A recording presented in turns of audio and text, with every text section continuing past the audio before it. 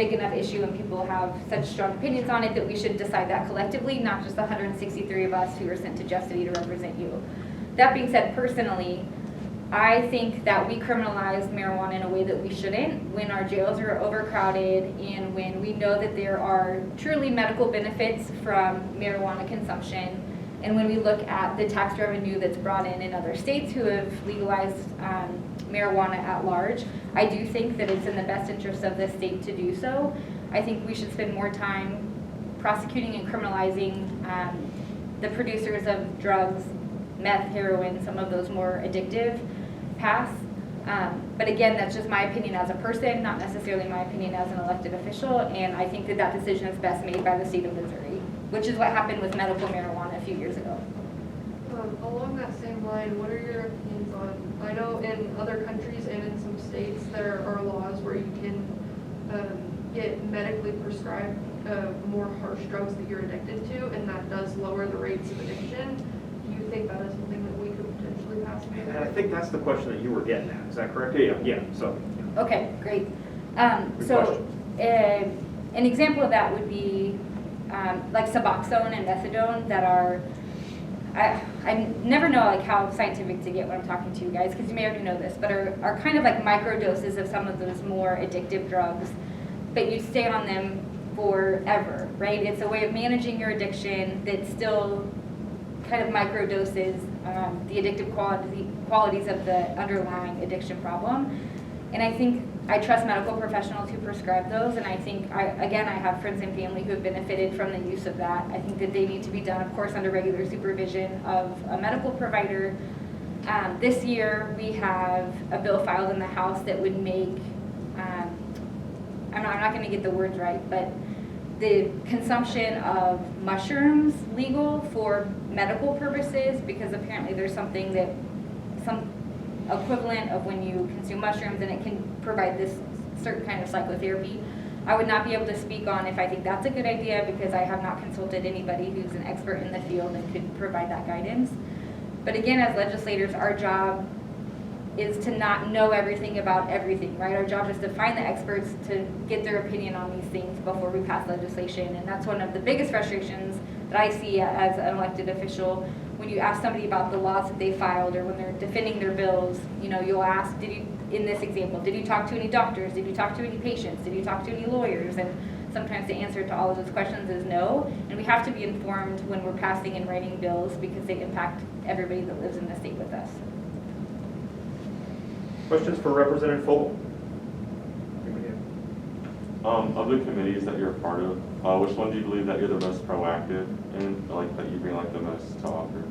I love serving on budget, which a lot of my colleagues think I'm kind of crazy for. When you stack up the state's budget books, they are like my height times 2. So all of the budget books that we read are like twice my height, and that lends itself to some very long days in committee hearings. So we'll go in at 8 o'clock and we'll be in that hearing room from 8 until 10 o'clock at night going through these budget books. But it's the best way for a member of the minority party to bring home wins to Springfield. We can get funding for higher education, funding for OTC, funding for Missouri State, funding for our public schools, funding for nonprofits in our community, and it's a little less partisan. On the other committees, as a Democrat, I said this earlier, but last year not a single one of my bills was ever referred to committee, and I anticipate that none of my bills this year will be referred to committee either, which is why you get more strategic about letting Republicans take the credit for your ideas. So it's a little bit harder to get stuff done as a Democrat in those other committees. So I really enjoyed the budget where it's a little less partisan, and I have been able to do some really great and tangible things for the city of Springfield in a way that I wouldn't be able to if I wasn't serving on that committee. So I think that's where I'm most effective. We got a question from Joseph Boley, who seems to disagree with you. He says, on March 8th, 2021, a bill was proposed to allow those with concealed carry permits to have their firearm while using public transportation. He says, given the undeniable correlation between mass shootings and ironically named gun-free zones, schools, malls, military bases, why would you vote no? Why would you, and I believe you did vote no, I did. on this bill when there is a potential loss of innocent life overlooked by doing so? So I think probably, I don't remember that student's name, he and I would probably disagree on a lot of things related to gun control and responsible gun ownership. I was a no on that vote, and to be quite honest, I went back and forth on if I wanted to be a yes or no, and that's one of the more difficult parts of this job is oftentimes the nuances of these arguments are so compelling from both sides that at the end of the day, I just have to do what I think is best for our community and our district. But one of the most compelling arguments that I heard was from my St. Louis and Kansas City colleagues, who of course have the most public transit in their districts because there are large urban cores. Here in Springfield, we have a very small percent of people who take public transportation, but in Kansas City and St. Louis, that's much different.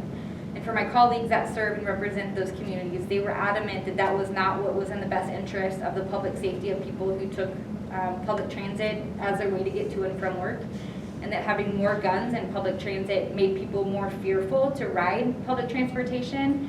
And so ultimately, that's why I ended up being a no on that vote, because I felt like I'd heard much more testimony, even from people in Springfield who use our public transportation system. They did not want to get on buses with people who were carrying.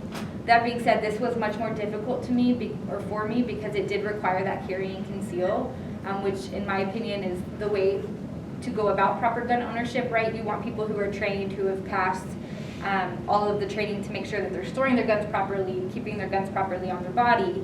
There are more accidental gun deaths in the state of Missouri than intentional ones, and I think we have a lot of work to do around firearm safety at large. But at the end of the day, I was a no on that because the areas that were going to be impacted the most were very much against it. You got a lot of questions on student debt. Let me read a question from Avon Brown.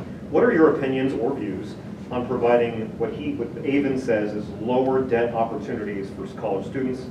He says student debt is extremely high, and funding more students would require money from some source. What would that be? Just how do you feel on this particular issue?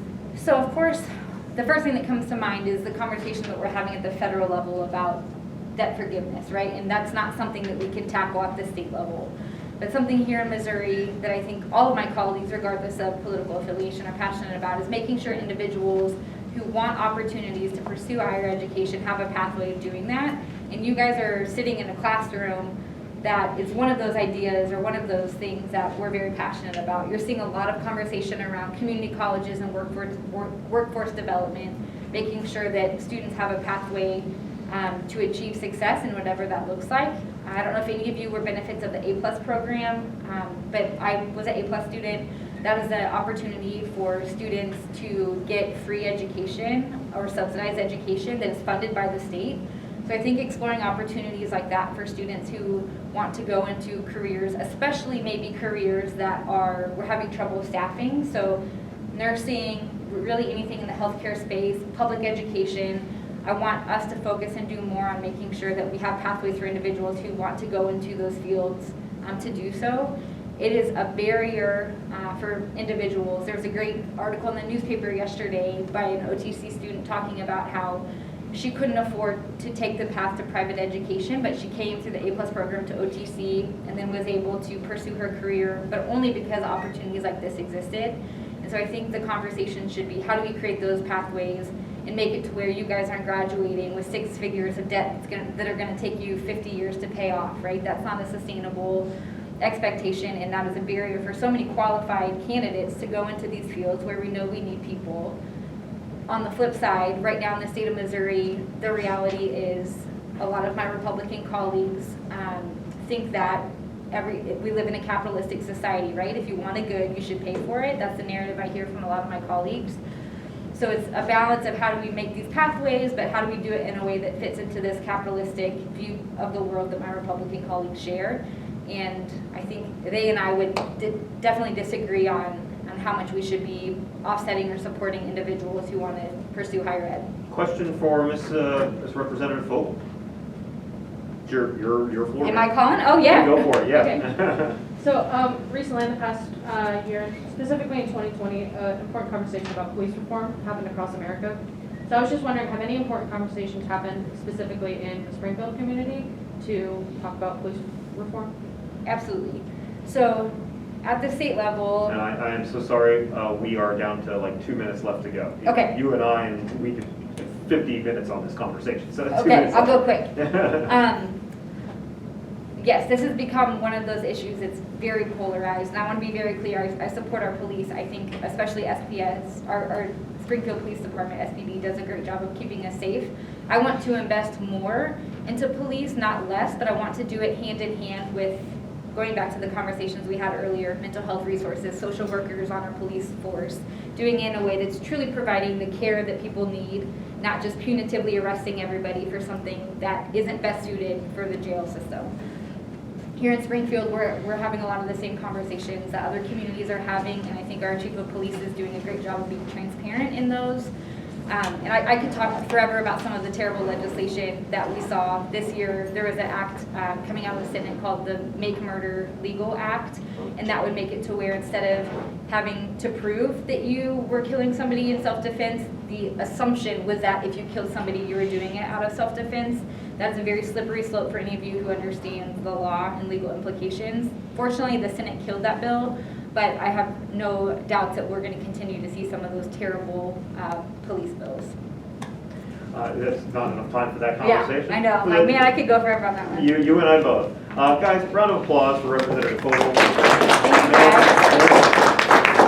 If you don't mind, stick around for a minute just in case anyone wants to say anything. Absolutely, yeah. Guys, once again, we are not going to be seeing each other on Monday, President's Day. So check Canvas by tomorrow morning. You'll have an assignment due for Wednesday. In the meantime, thank you so much. Good luck, guys. Thank you. Oh my gosh, yeah, pleasure. I'm so glad to You have always you. have the lively class. Always, yeah, Yeah. absolutely. Hang tight for this. Yep.